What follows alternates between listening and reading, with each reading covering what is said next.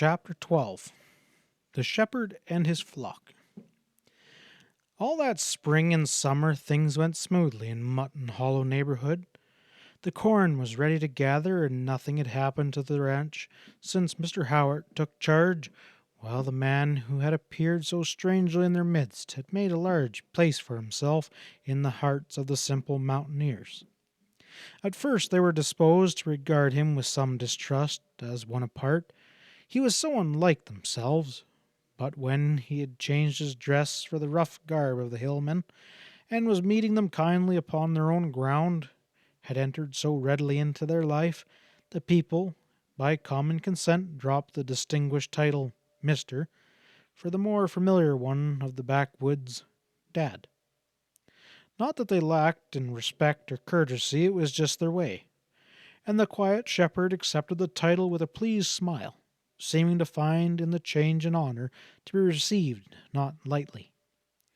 But while showing such interest in all that had made up their world, the man never opened the door for anyone to enter his past.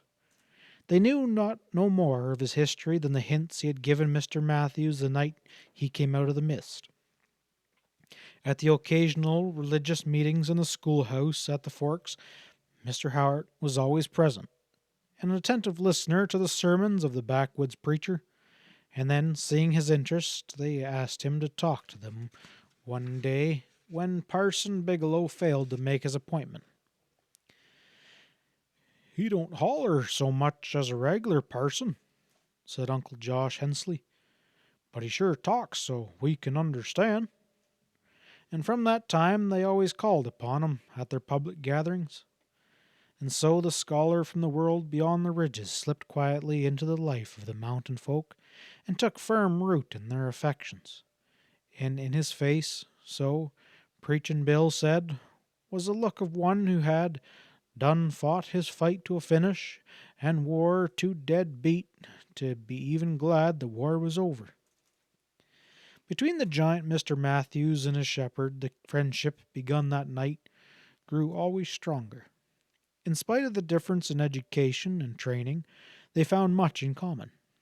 Some bond of friendship, unknown to the mountaineer at least, drew them close, and the two men spent many an evening upon the front porch of the log house in the quiet talk, while the shadows crept over the valley below and the light went from the sky back to the clump of pines.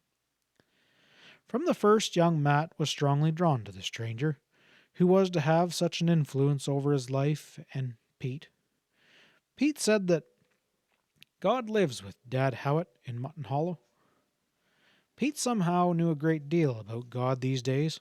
A strange comradeship had come to be between the thoughtful gentleman who cared for the sheep and the ignorant, sorely afflicted, and nameless backwoods boy.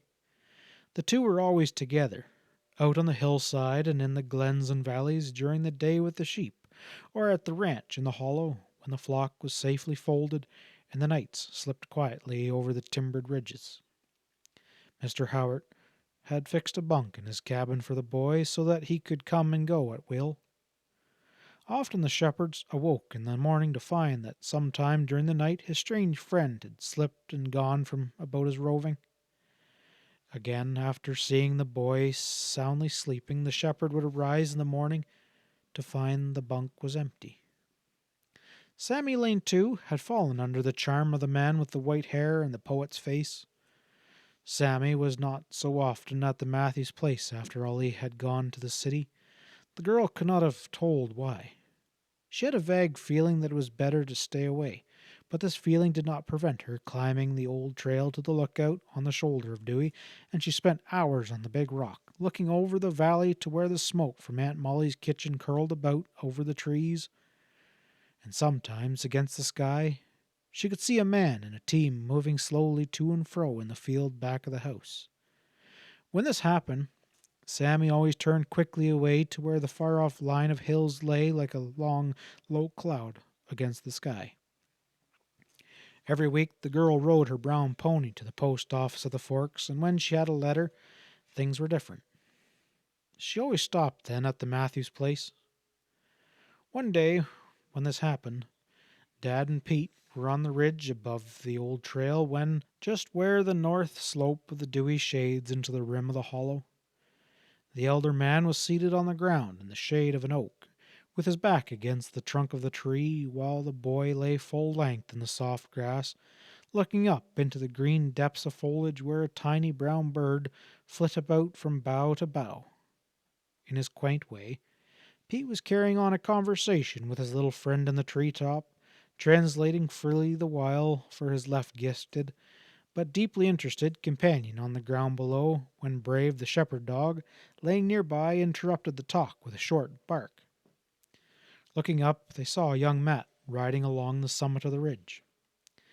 The young man paused when he heard the dog, and caught sight of the two under the tree, and then he came to them and seated himself on the grass at Pete's side. He spoke no word of greeting, and the look on his face was not good to see. Pete's eyes went wide with fear at the manner of his big friend, and drew back as if to run, but when young Matt threw himself over on the grass, had hidden his face, a half-sad, half-knowing look came into the lad's delicate features. Reaching forth a hand as slim as a girl's, he stroked the shaggy, red-brown head as he murmured softly, "Poor Matt. Poor Matt, does it hurt? Is Matt hurt? He'll be better by and by." The great form on the grass stirred impatiently, and the shepherd spoke no word. Pete continued, stroking the big head and talking in low, soothing tones as one would hush a child. "Pete don't know what's hurting young Matt, but it'll be all right some day. It'll sure grow over after a while.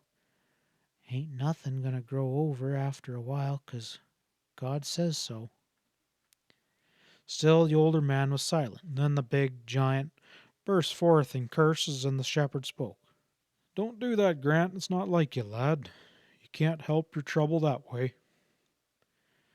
Young Matt turned over to face his friend. "I know it, Dad. I just gotta say something. I ain't meanin' no disrespect to God Almighty, and I reckon He ought to know it, but—" He broke forth again. Pete drew back in alarm. "Look at the trouble on your face, lad. Don't let it get you down like this." "Look it in the face," roared the other. "Good God, that's just it. Ain't I a lookin' it in the face every day? You don't know about it, Dad, and if you did, you'd curse it too." He started in again. "I know more than you think, Grant," said the other, while the big fella had stopped swearing to get his breath, and while he spoke the shepherd was looking away along the old trail. "There comes your trouble now," he added, pointing to a girl on a brown pony coming slowly out of the timber near the deer lick, and the young man made no reply, and Pete, at sight of the girl, started to his feet. But the big fellow pushed him down again and made the boy understand that he mustn't betray their position. When Sammy reached the sheep, she checked her pony and searched the hillside with her eyes, while her clear call went over the mountains.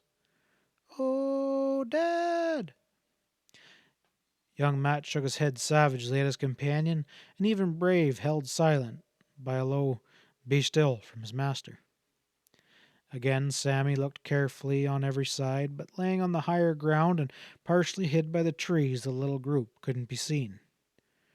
When there was no answer to her second call, the girl drew a letter from her pocket and permitted the pony to roam at will, proceeding to read. The big man looked on, cursing again under his breath.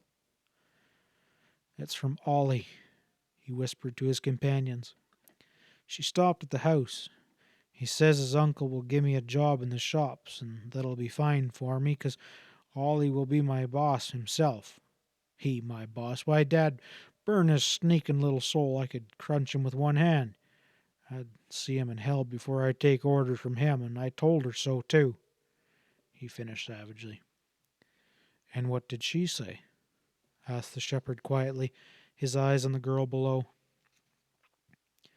"Just said kind of short like that she reckoned I could, and then I come away." The girl finished her letter, and then after another long call for Dad, moved on over the shoulder of the mountains. Pete, who had withdrawn a little away from his companions, was busy talking in a strange manner to his unseen friends. Then young Matt opened his heart to the shepherd and told him all.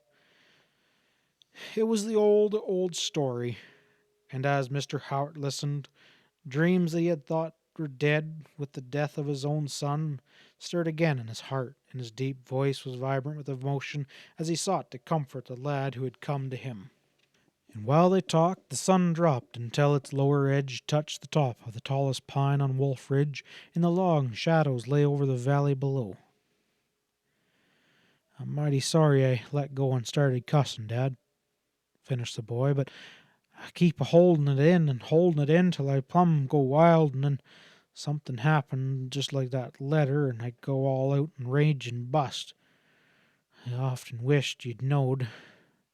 Seemed like your just knowing about it is helping me hold on. I get scared of myself sometimes, Dad. I do, honest. Well, I'm glad, too, that you told me, Grant. It means more to me than you can guess. I had a boy once, you know. He was like you. He would come to me this way, if he was still living. The sheep had begun working towards the lower ground, and the shepherd rose to his feet. Take them home, Brave. Come on, boys. You must eat with me at the ranch tonight. Then the three friends, the giant mountaineer, the strangely afflicted youth, and the old scholar, went down the mountainside together. As they disappeared into the timber on the lower level, the bushes near which they had been sitting parted slightly, and a man's head and shoulders appeared from above and behind a big rock. The man watching the strange companions out of sight, and then the bushes swayed together, and the mountain seemed to swallow him up. The three friends were just finishing their supper when Pete saw Sammy entering the ranch clearing, and young Matt caught up his hat. At the rear door he paused. I gotta go now, Dad. I can't see her any more today. If you'll let me, I'll come again when things get too hot. The shepherd held out his hand. I understand. Come any time you need to, boy. The big fellow, with Pete, slipped away into the timber at the rear of the cabin. A moment before, Sammy appeared at the open door in the front. End of chapter 12.